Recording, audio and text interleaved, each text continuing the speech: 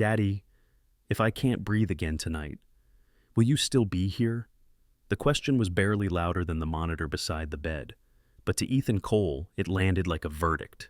He stood frozen at the edge of the hospital bed, one hand resting lightly on his daughter's chest, counting each shallow rise and fall. Every breath Mia managed to pull in felt borrowed. Every pause felt like theft. The machine hummed. Antiseptic stung his nose. Fluorescent lights flattened the world into something pale and merciless.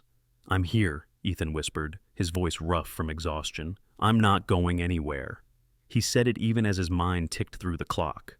45 minutes until his night shift started. The discharge form slid across the counter. Ethan signed it with a pen that barely worked. "We've stabilized her for now," the doctor said, already looking past him. "But her condition is fragile. You should prepare yourself." Prepare yourself. Ethan nodded. He always nodded. He'd learned that was easier than asking what preparation was supposed to look like when a child's lungs didn't cooperate. He lifted Mia into his arms. She was too light. Her fingers clutched the faded blue inhaler like a talisman. Her forehead burned against his neck. In the hallway, Emma, his wife, waited in a wheelchair. Her frame seemed smaller every time he saw her, carved away by months of treatment.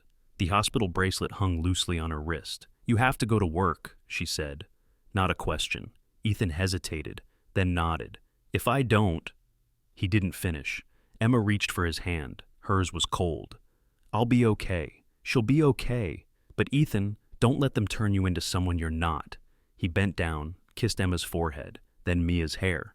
10 minutes later, Ethan Cole stepped out into the night, wearing a waiter's uniform that had been washed thin by too many shifts.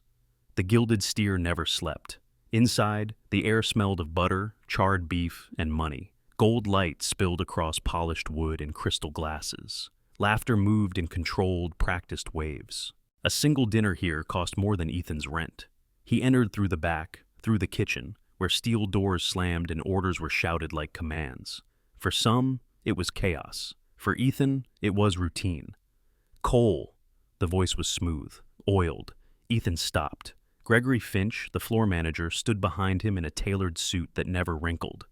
His smile was polite enough to pass inspection. "Busy night," Finch said. "Try not to make any more mistakes." "Yes, sir." "And remember," Finch added quietly, "your debt didn't disappear." Ethan's jaw tightened. He didn't ask what debt. He never did anymore. The answers were always vague, always just enough to keep him in place. Finch walked away. Ethan was assigned the tables near the kitchen entrance, the ones no one wanted. Too loud, too close to the mess behind the curtain. He was used to that too. Then she walked in, a woman in worn clothes, no jewelry, no designer bag. Hair pulled back neatly, shoes that didn't belong in a room like this. The hostess hesitated before seating her, then led her straight to the worst table in the house, near the kitchen, near Ethan. When he brought water, she looked up at him. Her eyes were calm, not demanding, not curious, just present. "What can I get you?" Ethan asked. "Steak," she said.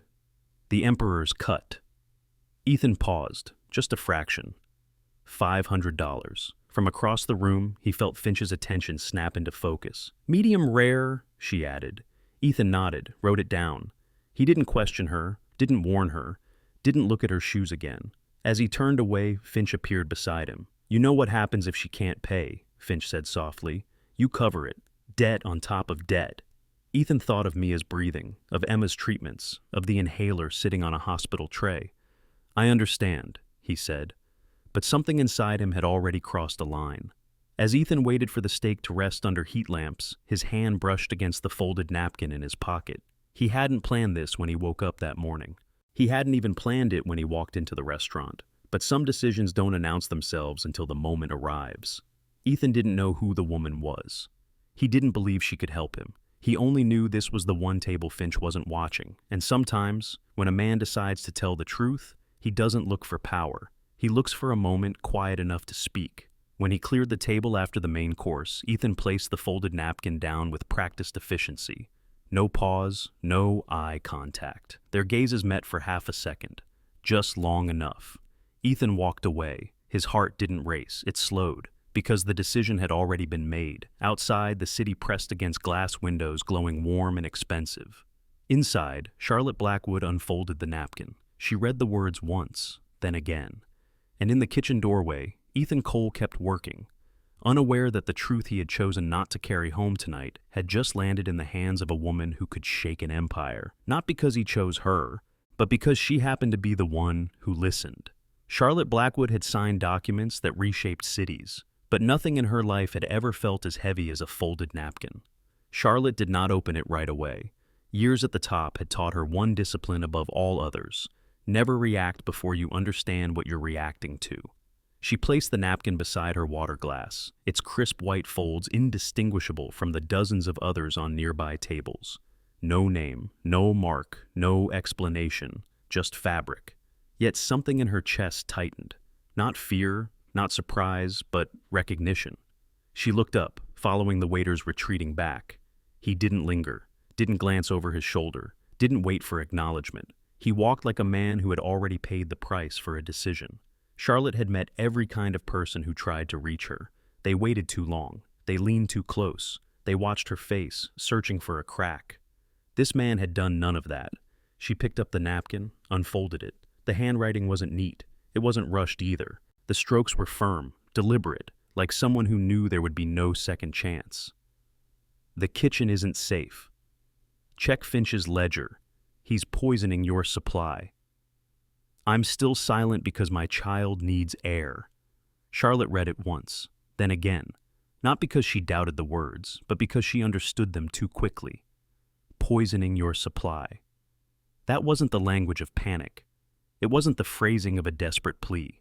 It was operational language, the kind used by people who understood systems, by people who had seen numbers that didn't line up, and by people who knew exactly what it would cost them to say so. Charlotte's breathing slowed. This was the state she entered during hostile acquisitions, when instinct and logic aligned, when emotion fell silent and patterns came forward. She looked around the dining room. The lighting was warm, the laughter controlled. Wine glasses caught the glow like small trophies. Everything here was curated, and that, she knew, was precisely how rot survived. She turned her gaze toward the kitchen doors. They swung open and shut in steady rhythm, metal flashing, heat spilling out in short bursts. Inside was noise, speed, urgency. If something was wrong, it wouldn't live on the floor. It would live back there. Charlotte had not grown up insulated from failure. She remembered warehouses at dawn, clipboards with frozen fingers, suppliers who smiled too easily and lied just as smoothly. She knew the smell of corruption. It didn't shout. It whispered. And it waited for people to look away. The man who had handed her the note hadn't whispered. He had placed the truth down quietly and walked off.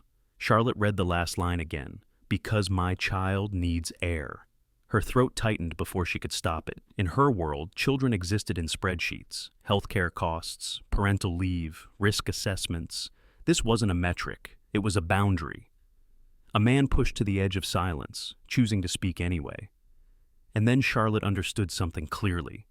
The note had not been written for her. Not for her wealth, not for her position, not for her power. If the napkin had landed on any other table, it would have carried the same words. She hadn't been chosen. She had simply been the one who picked it up. The realization settled with unexpected weight. Charlotte wasn't being asked to save someone. She was being asked not to look away. She motioned for coffee, not because she needed it, but because she needed the room to keep moving while her mind locked into place. When another server arrived, she asked casually, "Who manages the floor tonight?" "Gregory Finch, ma'am." Charlotte nodded. The name aligned too neatly with the ink on the napkin.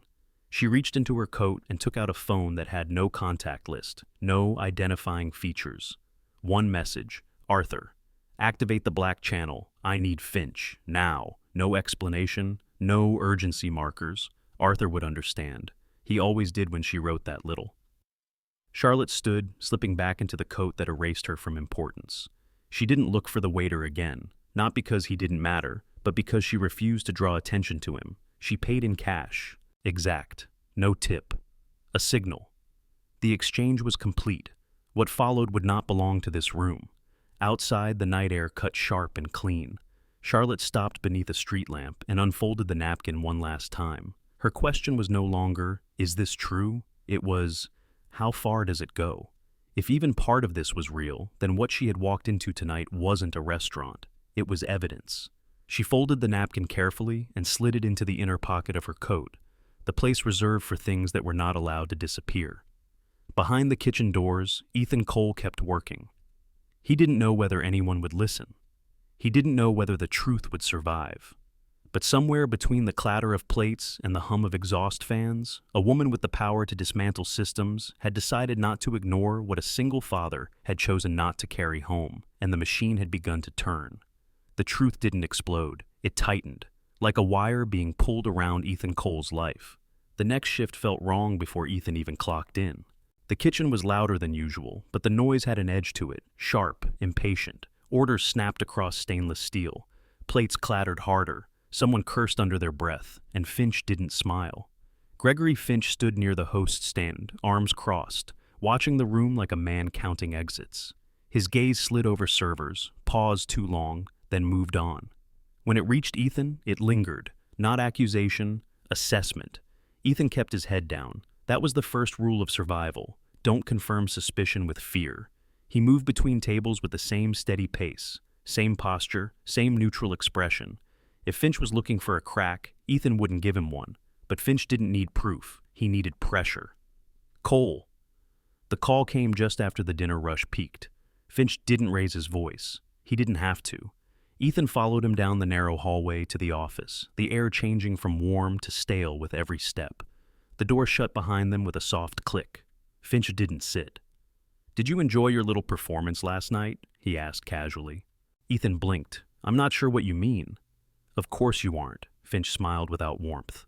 "Funny thing is, one of our guests last night made a point of asking questions." Ethan said nothing. Finch circled his desk slowly. "About suppliers, about invoices, about me." Ethan's heartbeat stayed level. Years of parenting in hospital corridors had taught him control. "I serve tables," Ethan said. "I don't manage accounts." Finch stopped. "I know exactly what you manage," he said quietly, "and what you can't afford to lose." Finch reached into a drawer and slid out a thin folder. Inside were copies, medical billing statements, insurance summaries, a photograph, grainy, taken from a distance, of Mia in a hospital hallway. Ethan's breath caught, just for a second. Finch saw it. "There it is," Finch said softly. "That's the reaction I was waiting for." Ethan straightened. "Why are you showing me this?" "To remind you," Finch replied, "that silence is not just safer, it's necessary." He leaned forward. "If anyone starts digging, I'll assume you invited them." Ethan felt something cold move through him. Not fear, clarity. "You don't have proof," Ethan said. Finch smiled again. "I don't need it. I need leverage." Finch closed the folder and slid it back into the drawer. "You're covering an extra section tonight," he said, "and you're staying late. Inventory reconciliation." "I have a family." "That depends on you staying employed," Finch cut in. "Choose wisely." Ethan nodded once. "Yes, sir." Across the city, Charlotte Blackwood watched a different kind of pressure assemble. Arthur's voice was calm on the burner phone. Too calm. "Finch isn't sloppy," Arthur said. "He's insulated. Shell suppliers, layered invoices, but the ledger exists. Multiple references across internal emails." Charlotte stood at her penthouse window, city lights stretched below like circuitry. "Who else?" she asked. "2 assistant managers, 1 procurement coordinator, no direct confessions yet." Charlotte exhaled slowly. "He'll feel the walls closing." "He already does," Arthur said. "And people under pressure make mistakes." Back at the Gilded Steer, Ethan scrubbed a prep counter long after midnight. The restaurant had emptied. Chairs were stacked. Music silenced.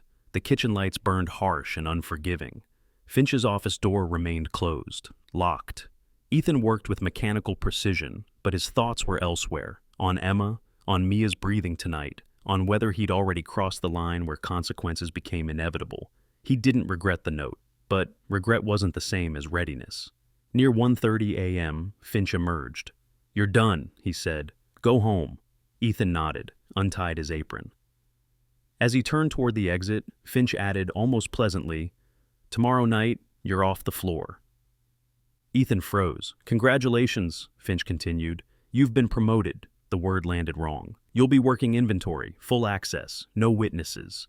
Ethan understood instantly. This wasn't trust, it was containment. Outside, the night was colder than before.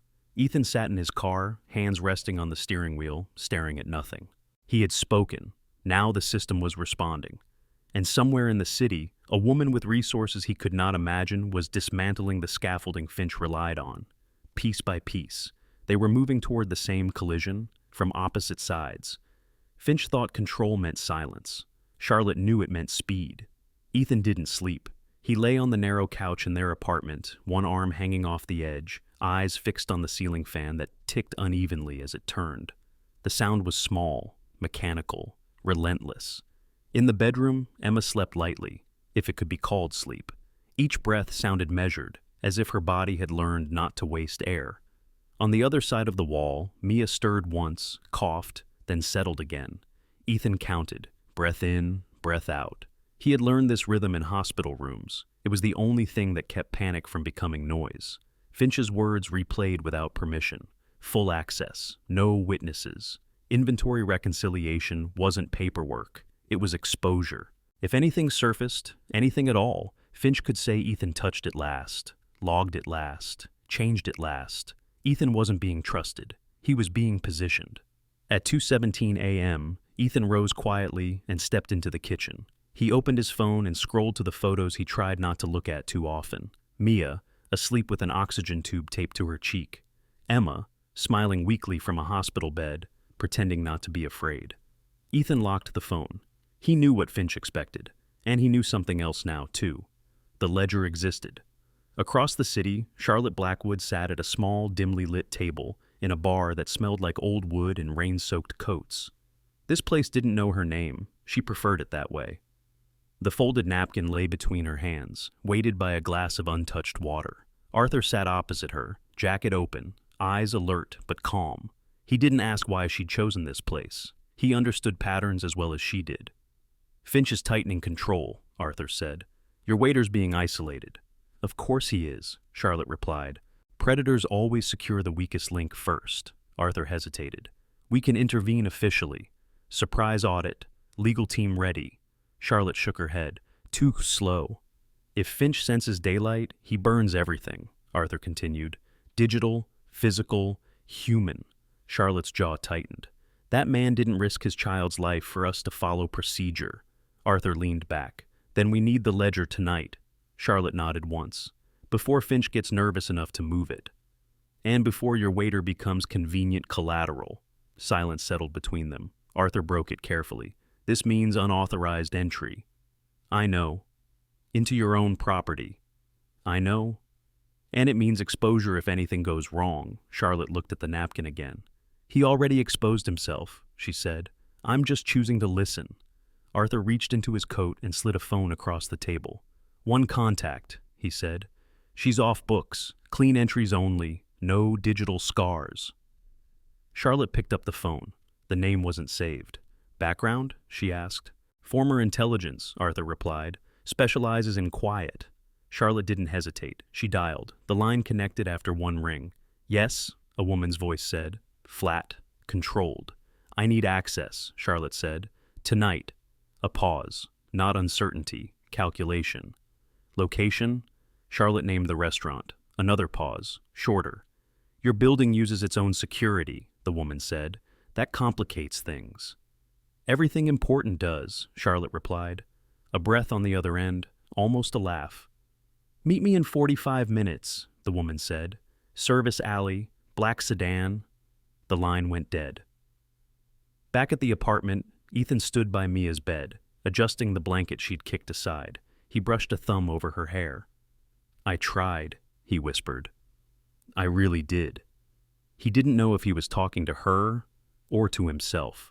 At 3:06 a.m., Charlotte stood in the alley behind the bar as a black sedan rolled in without headlights. The door opened. The woman inside didn't smile. "Arthur said you needed a ghost," she said. "Ghosts are expensive." Charlotte stepped in. "I can afford expensive," she replied. The woman glanced at her, eyes sharp. "That's not what worries me."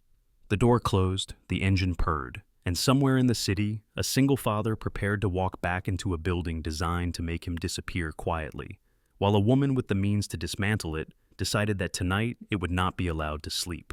They didn't break in. They walked in, because that was the most dangerous way. The service entrance of the Gilded Steer smelled nothing like the dining room.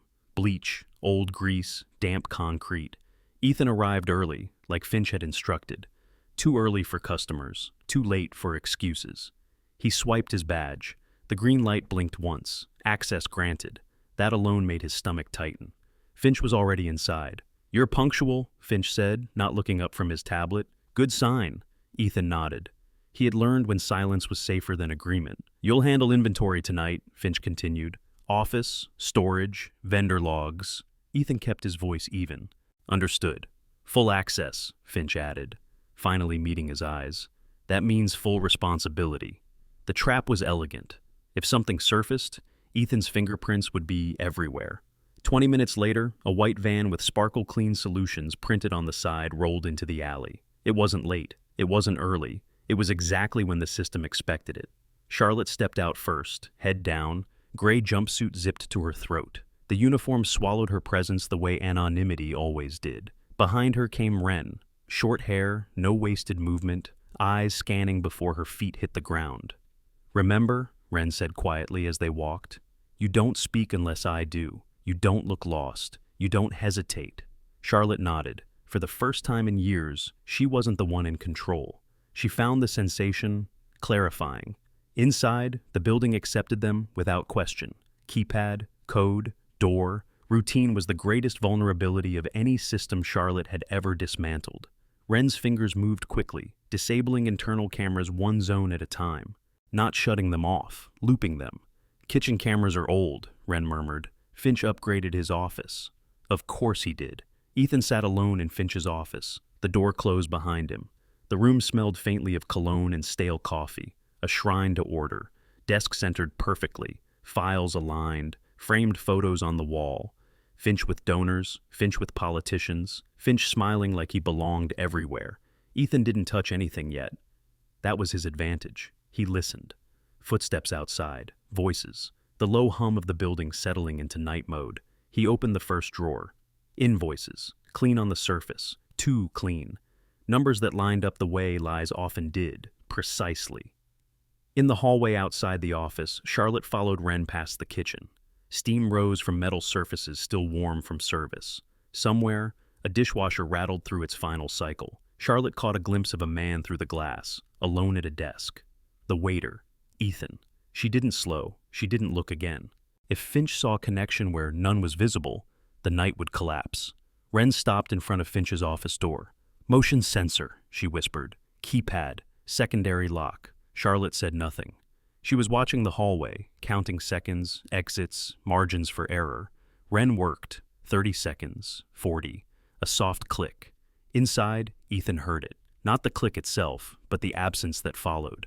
The building's rhythm changed. The hum dipped. Ethan's pulse spiked. Someone else was inside the system.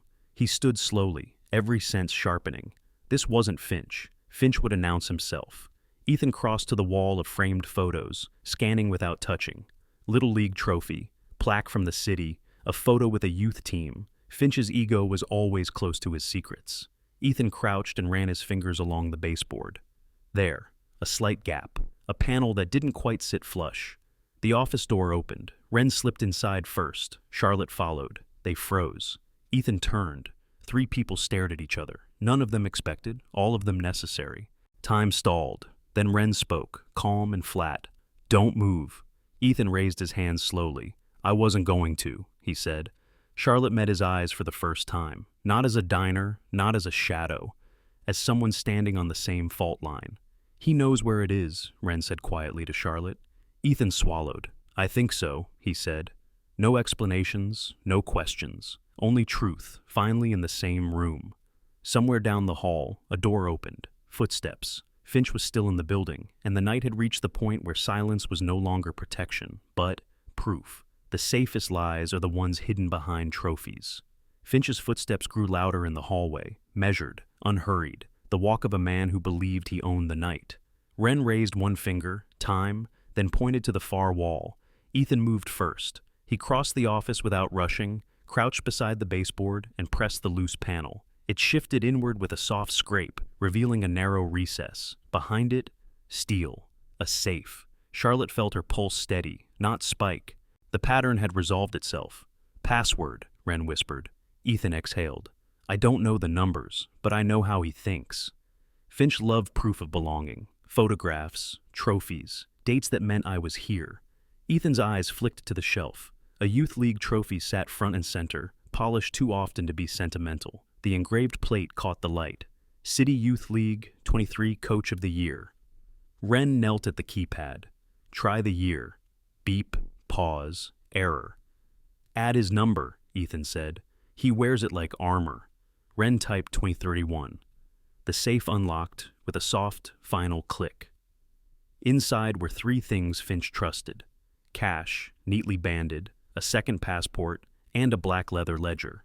Wren didn't touch it with her hands. She photographed every page, fast and precise, the camera pen barely audible.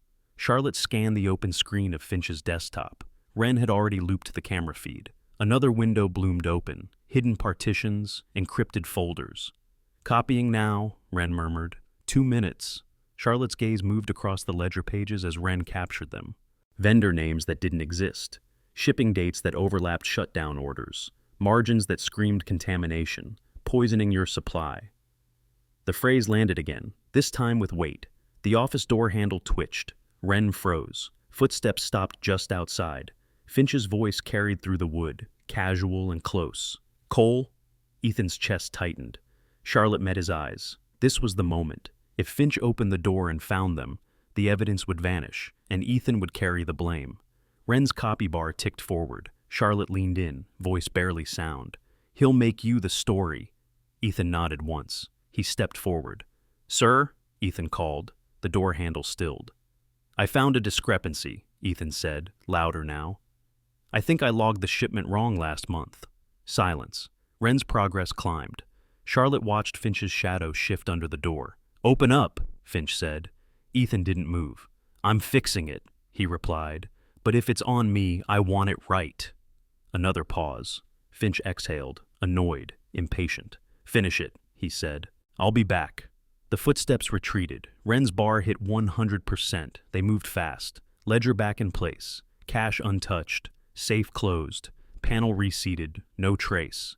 Wren wiped the desk with a cloth that erased oils and ghosts. Charlotte slipped back into the hallway. Ethan stayed. That was the plan. Minutes later, Finch returned. He scanned the office, eyes sharp. Done?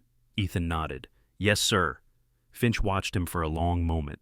You look tired, Finch said. Family doing okay? Ethan met his gaze. They're breathing. Finch smiled thinly. Good. Let's keep it that way. He waved Ethan out. Outside, the night had loosened its grip. Wren and Charlotte exited through the service door, melting back into the alley where the van waited. Inside, Wren handed Charlotte a small drive. Everything, she said. Ledger, files, video. Video? Charlotte asked. Wren's jaw tightened. Insurance. He recorded threats. To your waiter. Charlotte closed her eyes, just once. Let's end this, she said. Back in the kitchen, Ethan scrubbed the counter where nothing had happened. His hands shook now, not from fear, but release. He hadn't saved himself. He had bought time. And somewhere beyond the walls of the Gilded Steer, a woman with the power to tear systems apart was already moving, armed with the truth he'd refused to carry home. The sun came up like nothing had happened. That was the cruelest part. Ethan unlocked the apartment door just before dawn. The light in the hallway flickered, the same way it always did when the building woke up too early. He stepped inside quietly, shoes in hand, careful not to wake the floor. Emma was already awake. She sat at the small kitchen table, wrapped in a sweater, a mug of tea cooling between her palms. Her eyes lifted when she saw him, searching first, then softening. You're home, she said. I told you I would be. He said it lightly, but the words landed heavier than he meant them to. Mia slept on the couch, bundled under a blanket that had seen too many washes. The oxygen concentrator hummed beside her, steady and patient. Ethan knelt, brushing hair from her forehead. Her breathing was shallow but even. He exhaled. One night, they had survived one more night. Emma watched him from the table. "You look different," she said quietly. Ethan shrugged. "Long shift." She didn't press. She never did. Emma had learned when questions caused more harm than comfort. Instead, she reached for his hand. "You didn't do anything you'll regret, did you?" Ethan considered lying. Then he shook his head.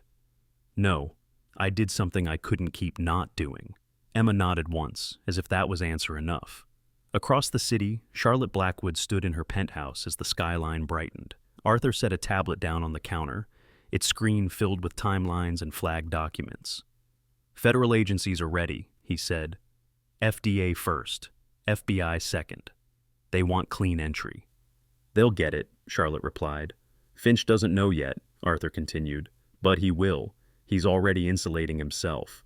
Charlotte looked out at the city. "He always believed he was protected by layers," she said. "Today, he learns layers can be peeled." Arthur hesitated.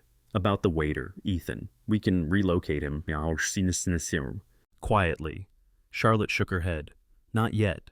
Arthur frowned. "He's exposed." "So am I," Charlotte said. "If we move him now, Finch connects dots." Arthur nodded. "Then timing matters." "It always does." Back at the apartment, Ethan showered in silence. The hot water ran out quickly. It always did. He dressed in clean clothes, kissed Emma's temple, and knelt beside Mia. "Be good for Mom," he whispered. Mia stirred, eyes fluttering open. "Did you work?" "Yes, Peanut." She smiled faintly. "You came back." Ethan swallowed. "I always come back." He stood before she could ask more. At the Gilded Steer, Finch arrived earlier than usual. He walked the floor, checking stations, scanning faces. His smile returned, but it didn't reach his eyes. He stopped at the host stand. "Any calls?" "Just a reservation change," the hostess said, "and a woman asking about suppliers." Finch's hand stilled. "Who?" "She didn't leave a name." Finch nodded slowly. "If she calls again, put her through." His phone buzzed moments later. An unknown number. Finch answered. "Gregory Finch." Charlotte's voice was calm. "Mr. Finch, this is Charlotte Blackwood." The room seemed to tilt. "Yes, Ms. Blackwood," Finch said, recovering quickly. "How may I help you?" "I dined at your restaurant recently," Charlotte replied. "I have concerns." "Of course," Finch said. "I'd be happy to address—" "I'll be there at 11:45, Charlotte said. "With my team." The line went dead. Finch stared at his phone. For the first time in years, the smile did not come back. Ethan pushed his car into traffic, radio low, the city moving around him like any other morning. He didn't know the reckoning had a timestamp now. He didn't know his name sat quietly in files marked witness and protected. All he knew was that Mia was breathing, and for now, that was enough. Power doesn't announce itself. It arrives, and everything else goes quiet. At exactly 11:45 a.m., two black vehicles stopped in front of the Gilded Steer. The lunch crowd hadn't arrived yet. The dining room was in that brief, fragile calm between shifts. Tables reset, glassware polished, staff moving with practiced efficiency. Gregory Finch straightened his tie and stepped forward, smile already assembled. Then the first door opened, and the smile slipped. Charlotte Blackwood stepped onto the sidewalk, not hurried, not theatrical. She wore a tailored charcoal suit, nothing flashy, nothing soft. Authority without ornament. Arthur Pendleton followed, then two men Finch did not recognize immediately. He recognized the badges a moment later. "Ms. Blackwood," Finch said, voice smooth despite the tightening in his jaw, "this is an unexpected honor." Charlotte didn't shake his hand. She walked past him. "Please gather your staff," she said calmly. "We won't take long." Her tone wasn't a request. It was a statement of physics. The dining room filled quickly. Servers, hosts, kitchen staff lining the perimeter, confusion rippling quietly through them. Ethan stood near the back, hands clasped in front of him, heart steady in a way that surprised him. He saw Charlotte now, not as a tired woman in worn clothes, but as the person the room instinctively aligned itself around. Recognition dawned slowly. That was her. Charlotte stopped near the center of the room. "I came here last night as a customer," she said, "not as an owner." Murmurs stirred. "I was seated at the worst table in the house," she continued. "I was ignored, dismissed." Her eyes moved, not accusing, simply observant. Except by one person. Ethan felt the room tilt toward him. He didn't move. Charlotte turned to Finch. Mr. Finch, she said, you've been managing this restaurant for 3 years. Yes, Finch replied carefully. You approved suppliers that don't exist, Charlotte said. You signed invoices that conceal contaminated meat sourced from a facility shut down by regulators 6 months ago. Silence. Finch laughed softly. That's a serious accusation, Charlotte nodded. It is. Arthur stepped forward, tablet in hand. Ledger pages filled the screen, shipping manifests, video stills. One image froze the room, Finch in his office. Leaning close, a waiter, Ethan, visible in frame, face pale. Ethan exhaled slowly. The fear he'd carried loosened, not gone, but no longer crushing. You coerced an employee, Charlotte said, threatened his family, used fabricated debt to ensure silence. Finch shook his head. He helped me. He touched the books. Arthur's voice was cold, under duress, and recorded. Charlotte turned, finally, to Ethan. Did you help him willingly? Ethan met her gaze. No, he said. One word. Solid. Charlotte nodded. That's all. The agent stepped forward. Finch backed away, hands raised. This is a misunderstanding. The cuffs clicked softly. The room didn't cheer. It didn't need to. Charlotte faced the staff again. One person in this room chose integrity when it cost him everything, she said. He didn't ask for help. He didn't ask for protection. Her eyes rested on Ethan. He simply refused to carry the lie home. Charlotte walked to him. Up close, she spoke quietly, only for him. You did exactly what the system tries to crush, she said. You spoke. Ethan nodded. My daughter needed air. Charlotte's jaw tightened. She'll get it, she said. As Finch was led away, the dining room seemed larger, cleaner. Charlotte turned back to the staff. This restaurant will close for 48 hours, she announced. Every employee will be paid. An independent audit begins now, she paused. And no one here will be punished for telling the truth. Ethan stood there as the room slowly returned to motion. For the first time in months, his shoulders relaxed. He hadn't won, but he hadn't lost himself. And sometimes, that was the victory that mattered most. Justice doesn't end with handcuffs. It begins with what happens after the room empties. The restaurant was quiet in a way Ethan had never heard before. No clatter, no orders, no Finch. The gilded steer looked almost ordinary without its noise. Tables bare, chairs tucked in, light falling honestly across wood that no longer had anything to hide. Ethan stood by the window, watching the last of the agents leave. His hands felt empty. For months, fear had filled every corner of him. Now that it was gone, he wasn't sure what shape to take. Charlotte waited until the room cleared, not out of strategy, but respect. When she approached Ethan, she did so without entourage, without posture, just a woman standing in a space that had finally stopped lying. You don't owe me anything, she said. Ethan looked at her. I didn't think I did. She nodded. Good. They sat at a small table near the kitchen, the same area he'd worked for years. Charlotte rested her hands flat on the surface. I want to be clear about something before I say anything else. Ethan said nothing. What you did, she continued, was not brave because it succeeded. It was brave because you didn't know if it would. Ethan swallowed. I didn't do it for this, he said. I know, Charlotte replied. That's why I'm here. She slid a folder across the table. Ethan didn't touch it. Inside were documents he didn't recognize by name, but understood by consequence. Medical coverage plans, long-term treatment approvals, a trust outline. Your wife and daughter will receive full medical coverage, Charlotte said. Independently administered, no employment conditions, no publicity. Ethan stiffened. I don't want charity. Charlotte met his gaze steadily. This isn't charity. She tapped to the folder once. It's correction. Ethan leaned back. For what? He asked. For a system that benefited from your silence, she said, and punished you for your honesty. The words settled between them, not dramatic, just true. Charlotte closed the folder. There's another part, she said, but this one comes with choice. She slid a second document forward. A role, she said. Ethics and supply chain oversight. Independent authority. Direct line to me. Ethan frowned. You don't know me. I know exactly one thing about you, Charlotte replied, and it's the only thing that matters. She held his gaze. You don't trade truth for safety. Ethan stared at the paper. He imagined sitting at desks like Finch's, reading numbers, watching people try to explain them away. He imagined Emma's face if he told her they could breathe easier now, and he imagined Mia, older, watching him decide what kind of man her father was. "What happens if I say no?" Ethan asked. Charlotte didn't hesitate. "Nothing." Ethan blinked. "Your care remains," she said. "Your protection remains. You walk away, and the system still changes." She stood. "I'm not buying you," Charlotte said quietly. "I'm inviting you." Ethan looked up at her. "You'd put me inside the machine," he said. "After everything." Charlotte nodded. "Because machines don't fix themselves." He didn't answer right away. He asked for time. Charlotte gave it. That evening, Ethan sat on the edge of Mia's bed, reading the same book he'd read a dozen times before.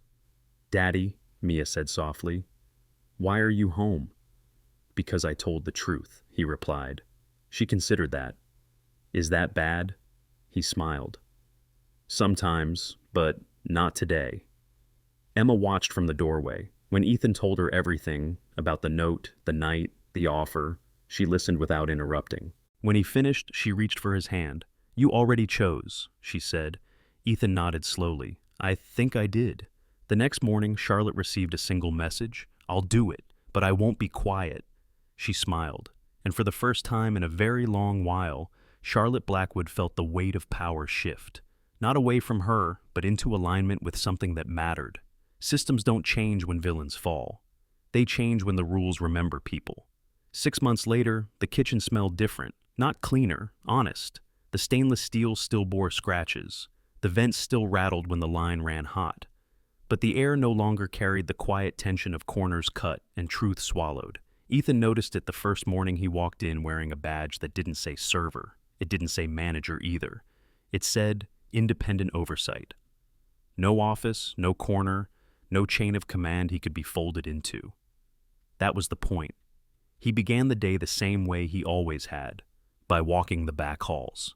He listened, not to reports but to pauses, to the way voices changed when numbers came up, to the moments where people hesitated before answering. That was where the truth lived. A supplier tried to explain away a discrepancy. Ethan asked for documentation and waited. Another tried to rush him with urgency. Ethan slowed the meeting down. He wasn't cruel, he was immovable.